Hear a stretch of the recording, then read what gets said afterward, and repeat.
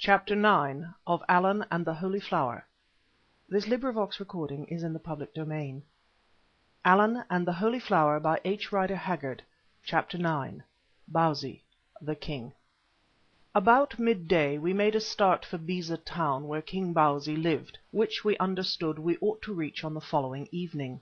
For some hours the regiment marched in front, or rather round us, but as we complained to Babemba of the noise and dust, with a confidence that was quite touching, he sent it on ahead.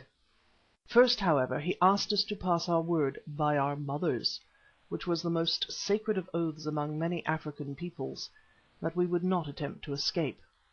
I confess that I hesitated before giving an answer, not being entirely enamoured of the Mazitu and of our prospects among them, especially as I had discovered through Jerry that the discomfited Imbozwi had departed from the soldiers on some business of his own.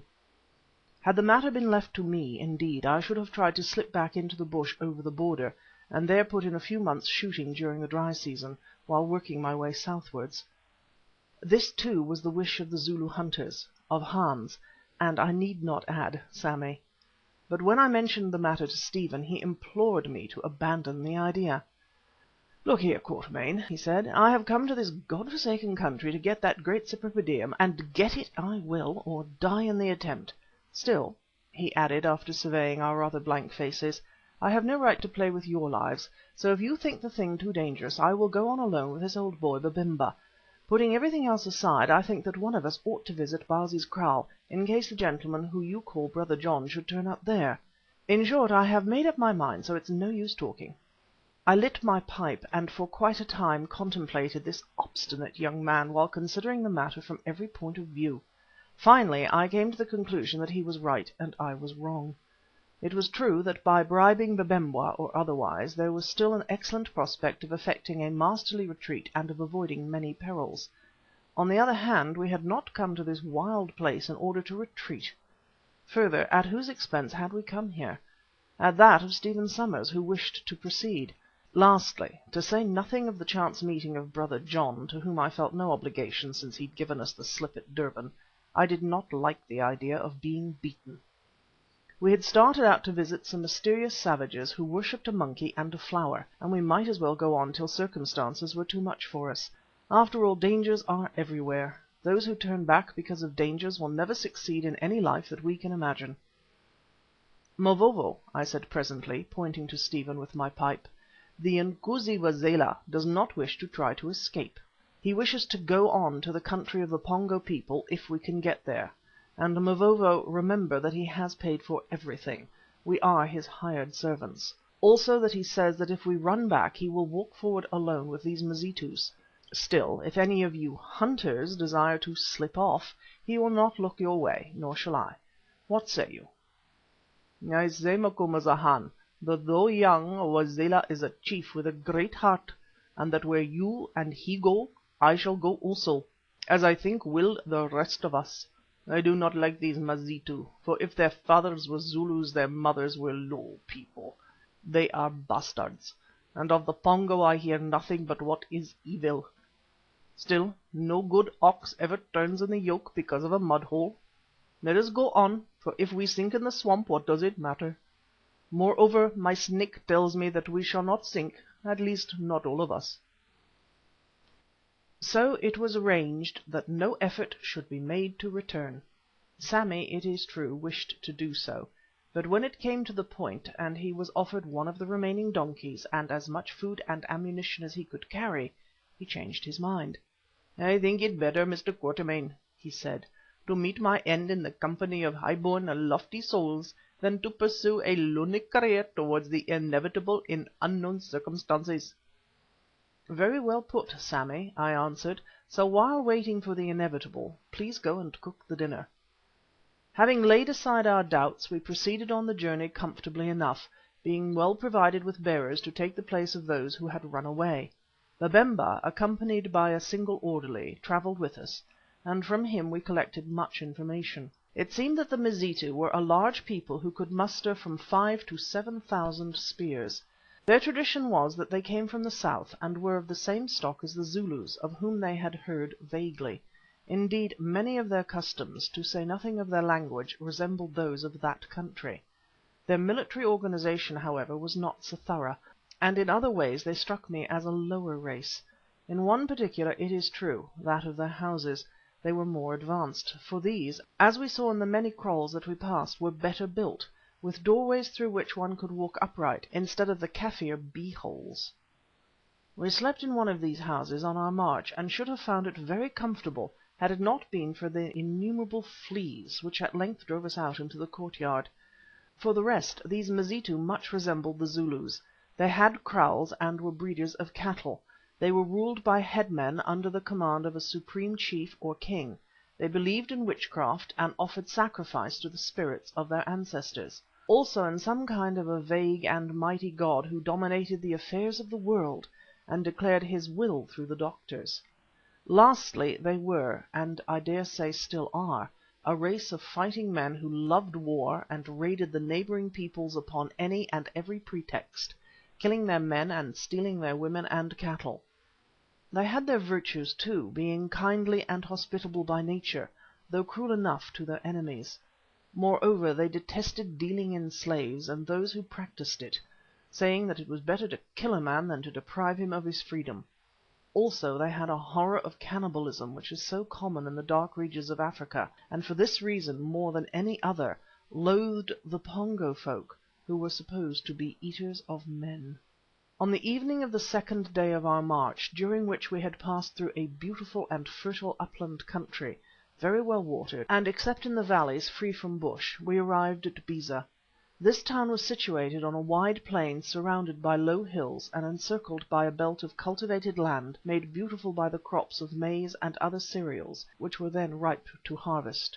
It was fortified in a way.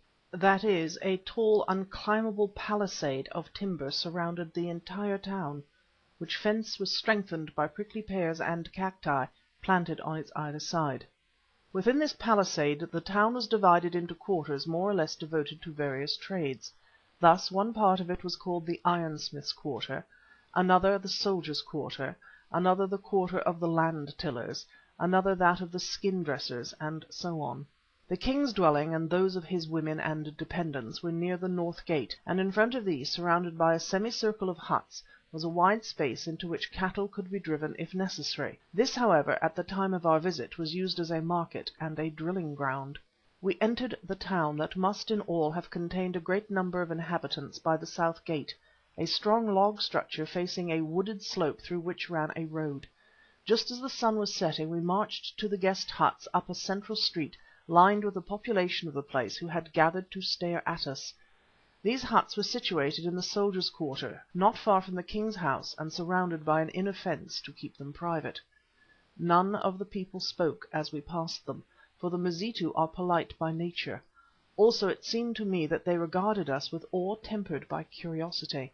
They only stared, and occasionally those of them who were soldiers saluted us by lifting their spears. The huts into which we were introduced by Babemba, with whom we had grown very friendly, were good and clean. Here all our belongings, including the guns which we had collected just before the slaves ran away, were placed in one of the huts over which a Mazitu mounted guard, the donkeys being tied to the fence at a little distance. Outside this fence stood another armed Mazitu, also on guard. "Are we prisoners here?" I asked of Babemba. "The king watches over his guests," he answered enigmatically. "Have the white lords any message for the king, who I am summoned to see this night?" "Yes," I answered. "Tell the king that we are the brethren of him who more than a year ago cut a swelling from his body, whom we have arranged to meet here. I mean the white lord with a long beard, who among you black people is called Dogeetah." Babemba started. "You are the brethren of Dogeetah? How comes it then that you never mentioned his name before, and when is he going to meet you here? Know that Dogeetah is a great man among us, for with him alone of all men the king has made blood brotherhood. As the king is, so is Dogeetah among the Mazitu." "We never mentioned him because we do not talk about everything at once, Babemba. As to when Dogeetah will meet us, I am not sure. I am only sure that he is coming." "Yes, Lord Macumazahn, but when? When? That is what the king will want to know, and that is what you must tell him. Lord," he added, dropping his voice, "you are in danger here where you have many enemies, since it is not lawful for white men to enter this land. If you would save your lives, be advised by me, and be ready to tell the king tomorrow when Dogeetah, whom he loves, will appear here to vouch for you, and see that he does appear very soon and by the day you name, since otherwise when he comes, if he does, he may not find you able to talk to him. Now I, your friend, have spoken, and the rest is with you." Then without another word he rose, slipped through the door of the hut and out by the gateway of the fence, from which the sentry moved aside to let him pass. I too rose from the stool on which I sat and danced about the hut in a perfect fury. "Do you understand what that infernal, I am afraid I used a stronger word, old fool told me?" I exclaimed to Stephen. "He says that we must be prepared to state exactly when that other old infernal fool, Brother John, will turn up at Beza Town, and that if we don't we shall have our throats cut, as indeed has already been arranged." "Rather awkward," replied Stephen. "There are no express trains to Beza, and if there were we couldn't be sure that Brother John would take one of them. I suppose there is a Brother John," he added reflectively. "To me he seems to be intimately connected with Mrs. Harris." "Oh, there is, or there was," I explained. "Why couldn't the confounded ass wait quietly for us in Durban, instead of fooling off butterfly hunting to the north of Zululand and breaking his leg or his neck there, if he has done anything of the sort? Don't know, I'm sure. It's hard enough to understand one's own motives, let alone Brother John's." Then we sat down on our stools and stared at each other. At this moment Hans crept into the hut and squatted down in front of us. He might have walked in there as a doorway, but he preferred to creep on his hands and knees. I don't know why. "What is it, you ugly little toad?" I asked viciously, for that was just what he looked like. Even the skin under his jaw moved like a toad's. "The Baas is in trouble," remarked Hans. "I should think he was," I answered, "and so will you be presently when you are wriggling on the point of a Mazitu spear." "They are broad spears that would make a big hole," remarked Hans again, whereupon I rose to kick him out, for his ideas were, as usual, unpleasant. "Baas," he went on, "I have been listening. There is a very good hole in this hut for listening if one lies against the wall and pretends to be asleep. I have heard all, and understood most of your talk with that one-eyed savage and the Baas Stephen." "Well, you little sneak, what of it?" "Only, Baas, that if we do not want to be killed in this place from which there is no escape, it is necessary that you should find out exactly on what day and at what hour Dogeetah is going to arrive." "Look here, you yellow idiot," I exclaimed, "if you are beginning that game too, I'll—" Then I stopped, reflecting that my temper was getting the better of me, and that I had better hear what Hans had to say before I vented it on him. "Baas, Mavovo is a great doctor. It is said that his snake is the straightest and the strongest in all Zululand, save that of his master, Zikali, the old slave. He told you that Dogeetah was laid up somewhere with a hurt leg, and that he was coming to meet you here. No doubt, therefore, he can tell you also when he is coming. I would ask him, but he won't set his snake to work for me. So you must ask him, Baas, and perhaps he will forget that you laughed at his magic, and that he swore you would never see it again." "Oh, blind one," I answered, "how do I know that Mavovo's story about Dogeetah was not all nonsense?"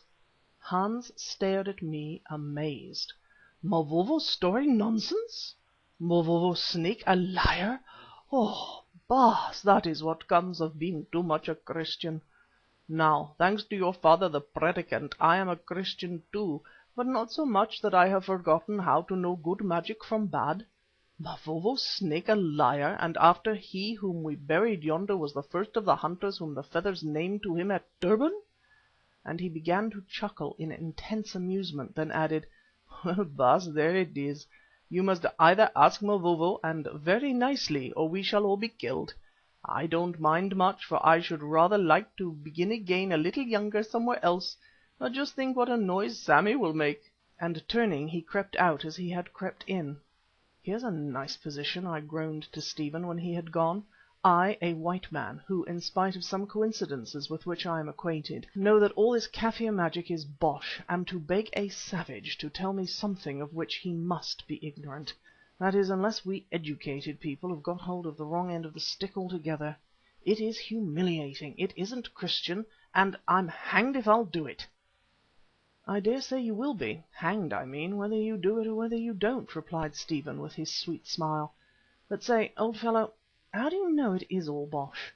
We are told about lots of miracles which weren't bosh, and if miracles ever existed, why can't they exist now? But there, I know what you mean, and it is no use arguing. Still, if you're proud, I ain't. I'll try to soften the stony heart of Mavovo, we are rather pals, you know, and get him to unroll the book of his occult wisdom." And he went. A few minutes later I was called out to receive a sheep which, with milk, native beer, some corn and other things, including green forage for the donkeys, Bausi had sent for us to eat. Here I may remark that while we were among the Mazitu we lived like fighting cocks. There was none of that starvation which is or was so common in East Africa, where the traveller often cannot get food for love or money, generally because there is none. When this business was settled by my sending a message of thanks to the king with an intimation that we hoped to wait upon him on the morrow with a few presents, I went to seek Sammy in order to tell him to kill and cook the sheep. After some search I found, or rather heard him beyond a reed fence which divided two of the huts. He was acting as interpreter between Stephen Somers and Mavovo. "This Zulu man declares, Mr. Somers," he said, "that he quite understands everything you have been explaining, and that it is probable that we shall all be butchered by this savage Bausi, if we cannot tell him when the white man Dogeetah, whom he loves, will arrive here. He says also that he thinks that by his magic he could learn when this will happen, if it is to happen at all, which of course, Mr. Somers, for your private information only, is a mighty lie of the ignorant heathen. He adds, however, that he does not care one brass farthing. His actual expression, Mr. Somers, is 1 grain of corn on a mealie cob, about his or anybody else's life, which from all I have heard of his proceedings I can well believe to be true. He says in his vulgar language that there is no difference between the belly of a Mazitu land hyena and that of any other hyena, and that the earth of the Mazitu land is as welcome to his bones as any other earth, since the earth is the wickedest of all hyenas, in that he has observed that soon or late it devours everlastingly everything which once it bore. You must forgive me for reproducing his empty and childish talk, Mr. Somers, but you bade me to render the words of this savage with exactitude. In fact, Mr. Somers, this reckless person intimates, in short, that some power with which he is not acquainted, he calls it the strength that makes the sun to shine and broides the blanket of the night with stars, forgive me for repeating his silly words, caused him to be born into this world, and at an hour already appointed will draw him from this world back into its dark eternal bosom, there to be rocked in sleep or nursed to life again according to its unknown will. I translate exactly, Mr. Somers, although I do not know what it all means, and that he does not care a curse when this happens. Still, he says that whereas he is growing old and has known many sorrows, he alludes here, I gather, to some nigger wives of his whom another savage knocked on the head, also to a child to whom he appears to have been attached. You are young with all your days, and he hopes joys before you. Therefore he would gladly do anything in his power to save your life, because although you are white and he is black, he has conceived an affection for you and looks on you as his child. Yes, Mr. Somers, although I blush to repeat it, this black fellow says he looks upon you as his child. He adds indeed that if the opportunity arises he will gladly give his life to save your life, and that it cuts his heart in two to refuse you anything. Still, he must refuse this request of yours, that he will ask the creature he calls his snake, what he means by that I don't know, Mr. Somers, to declare when the white man named Dogeetah will arrive in this place. For this reason, that he told Mr. Quatermain when he laughed at him about his divinations that he would make no more magic for him or any of you, and that he will die rather than break his word. That's all, Mr. Somers, and I dare say you will think quite enough too." "I understand," replied Stephen. "Tell the chief, Mavovo," I observed he laid an emphasis on the word chief, "that I quite understand, and that I thank him very much for explaining things to me so fully. Then ask him whether, as the matter is so important, there is no way out of this trouble?" Sammy translated into Zulu, which he spoke perfectly, as I noted without interpolations or additions. "Only one way," answered Mavovo in the intervals of taking snuff. "It is that Macumazahn himself shall ask me to do this thing. Macumazahn is my old chief and friend. and for his sake I will forget what in the case of others I should always remember. If he will come and ask me, without mockery, to exercise my skill on behalf of all of us, I will try to exercise it, though I know very well that he believes it to be but as an idle little whirlwind that stirs the dust, that raises the dust and lets it fall again without purpose or meaning, forgetting, as the wise white men forget, that even the wind which blows the dust is the same that breathes in our nostrils, and that to it we also are as is the dust. Now I, the listener, thought for a moment or two. The words of this fighting savage Mavovo, even those of them of which I had heard only the translation, garbled and beslavered by the mean comments of the unutterable Sammy, stirred my imagination. Who was I that I should dare to judge of him and his wild unknown gifts? Who was I that I should mock at him and by my mockery intimate that I believed him to be a fraud? Stepping through the gateway of the fence, I confronted him. "Mavovo," I said, "I have overheard your talk. I am sorry if I laughed at you in Durban. I do not understand what you call your magic. It is beyond me and may be true or may be false.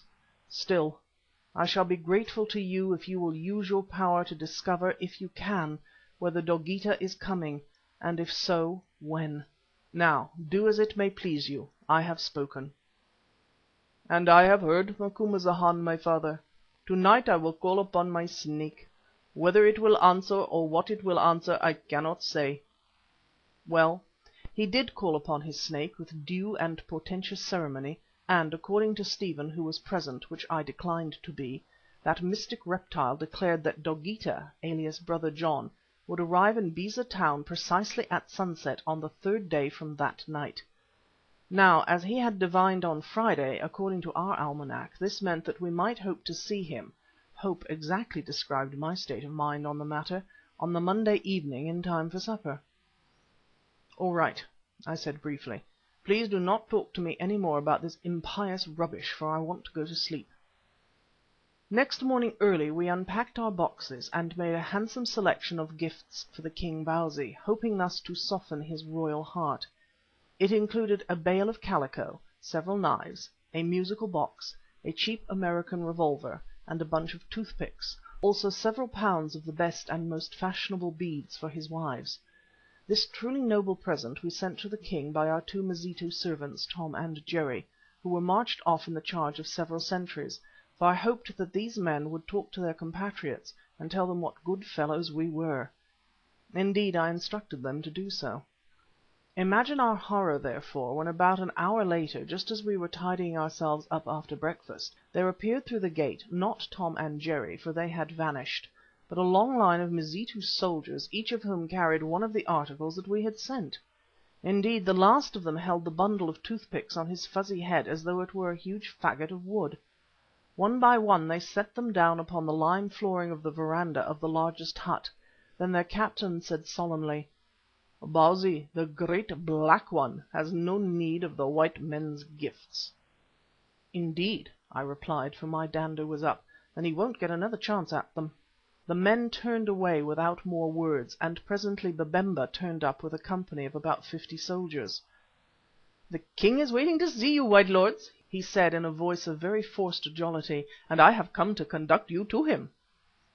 "Why would he not accept our presents?" I asked, pointing to a row of them. "Oh, that is because of Imbozwi's story of the magic shield. He said he wanted no gifts to burn his hair off. But come, come, he will explain for himself. If the elephant is kept waiting he grows angry and trumpets." "Does he?" I said. "And how many of us are to come?" "All, all, white lord. He wishes to see every one of you." "Not me, I suppose," said Sammy, who was standing close by. "I must stop to make ready the food." "Yes, you too," replied Babemba. "The king would look on the mixer of the holy drink." Well, there was no way out of it, so off we marched, as well armed as I need not say, and were instantly surrounded by the soldiers. To give an unusual note to the proceedings, I made Hans walk first, carrying on his head the rejected musical box from which flowed the touching melody of "Home, Sweet Home." Then came Stephen bearing the Union Jack on a pole, then I in the midst of the hunters and accompanied by Babemba, and then the reluctant Sammy, and last of all the 2 donkeys led by Mazitus, for it seemed that the king had especially ordered that these be brought also. It was a truly striking cavalcade, the sight of which under any other circumstances would have made me laugh. Nor did it fail in its effect, for even the silent Mazitu people through whom we wended our way were moved to something like enthusiasm. Home Sweet Home they evidently thought heavenly, though perhaps the 2 donkeys attracted them most, especially when they brayed. "Where are Tom and Jerry?" I asked of Babemba. "I don't know," he answered. "I think they have been given leave to go to see their friends." Bausi is suppressing evidence in our favour, I thought to myself, and said no more. Presently we reached the gate of the royal enclosure. Here, to my dismay, the soldiers insisted on disarming us, taking away our rifles, our revolvers, even our sheath knives. In vain did I remonstrate, saying that we were not accustomed to part with these weapons. The answer was that it was not lawful for any man to appear before the king armed even with so much as a dancing stick. Mavovo and the Zulus showed signs of resisting, and for a minute I thought there was going to be a row, which of course would have ended in our massacre. For although the Mazitus feared guns very much, what could we have done against hundreds of them? I ordered him to give way, but for once he was on the point of disobeying me. Then by a happy thought I reminded him that, according to his Snake, Dogeetah was coming, and that therefore all would be well. So he submitted with an ill grace, and we saw our precious guns borne off we knew not where. Then the Mazitu soldiers piled their spears and bows at the gate of the kraal, and we proceeded with only the Union Jack and the musical box, which was now discoursing "Britannia rules the waves." Across the open space we marched to where several broad-leaved trees grew in front of a large native house. Not far from the door of this house a fat, middle-aged and angry-looking man was seated on a stool, naked except for a moocha of cat-skins about his loins and a string of large blue beads around his neck. "Bausi, the king," whispered Babemba. At his side squatted a little hunchbacked figure, in whom I had no difficulty in recognizing Imbozwi, although he had painted his scorched scalp white with vermilion spots and adorned his snub nose with a purple tip, his dress of ceremony, I presume. Round and behind there were a number of silent councillors. At some signal, or on reaching a given spot, all the soldiers, including old Babemba, fell upon their hands and knees and began to crawl. They wanted us to do the same, but here I drew the line, feeling that if once we crawled we must always crawl. So at my word we advanced upright, but with slow steps, in the midst of all this wriggling humanity, and at length found ourselves in the august presence of Bausi, the beautiful Black One, King of the Mazitu. End of chapter 9.